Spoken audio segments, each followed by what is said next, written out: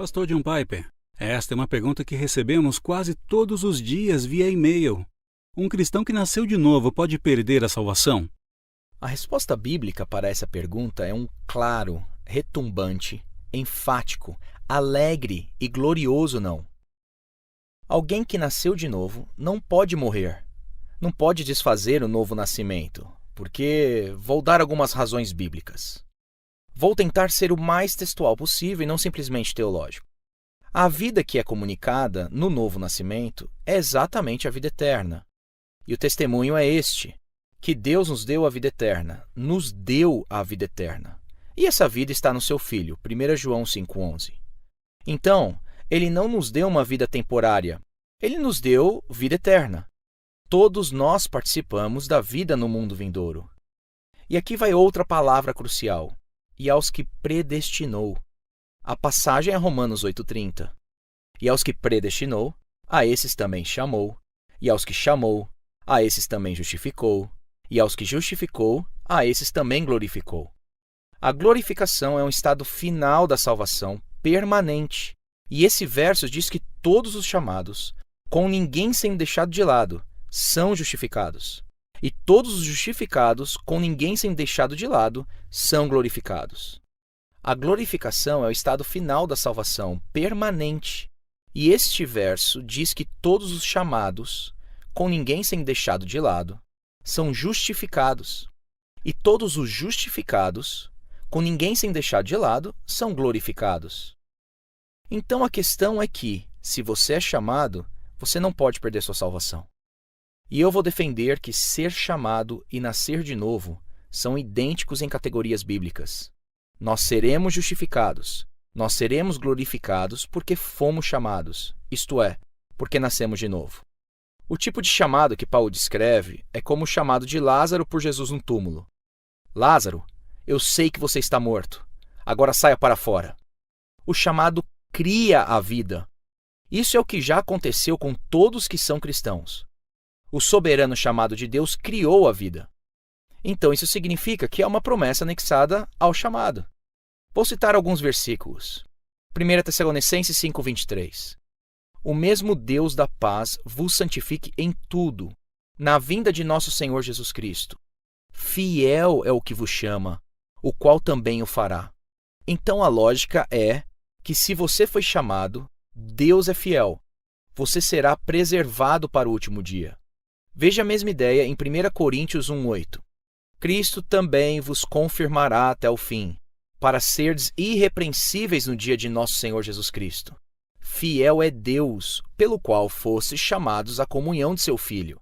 Então agora você pode voltar e ver, porque em Romanos 8,30, todos os chamados são justificados, e todos os justificados são glorificados.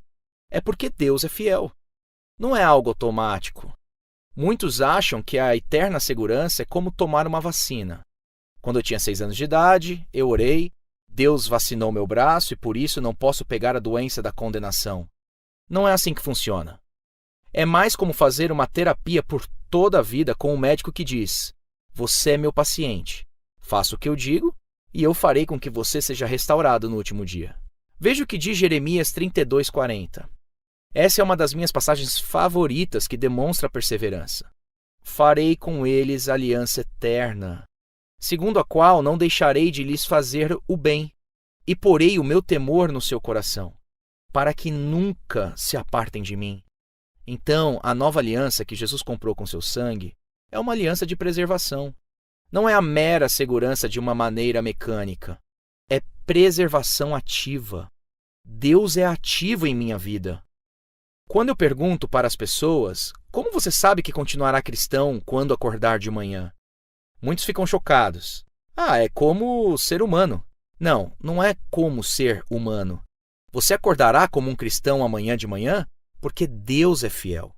Deus vai acordá-lo e vai despertar em você a fé que vem dele. Alguns outros versículos. Filipenses 1,6.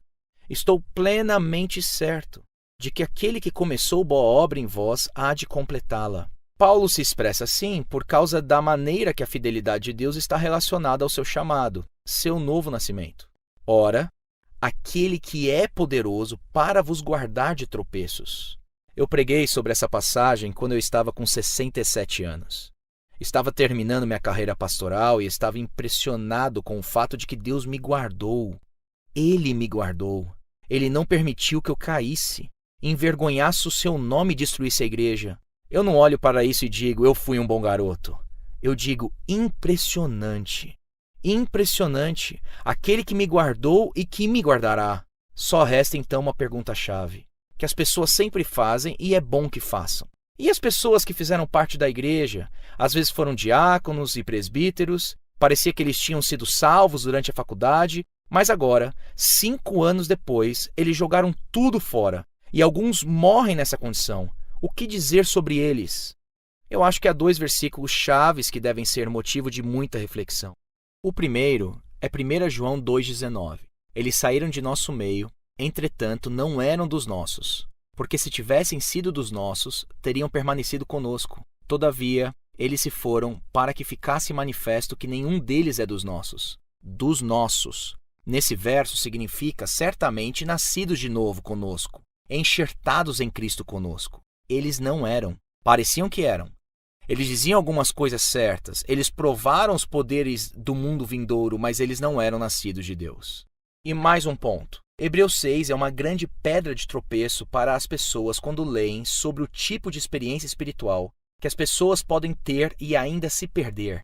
Mas eu acho que Hebreus 3:14 é uma chave absoluta no livro de Hebreus, onde é dito: porque nos temos tornado participantes de Cristo, se de fato guardarmos firme até o fim.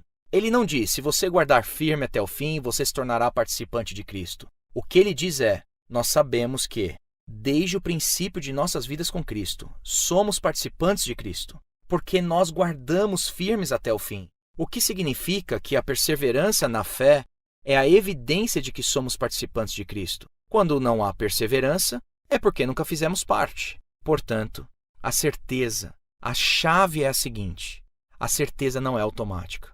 É baseada em nossa confiança em um Deus absolutamente soberano que guarda a aliança, que entregou seu Filho pelos pecadores para que, quando olhássemos para ele, o Espírito testificasse a nós que somos filhos de Deus. Você ouviu o John Piper Responde, produzido por Ministério Fiel, Desiring God e Voltemos ao Evangelho. Para acessar a mais conteúdos gratuitos como este, acesse voltemosaoevangelho.com.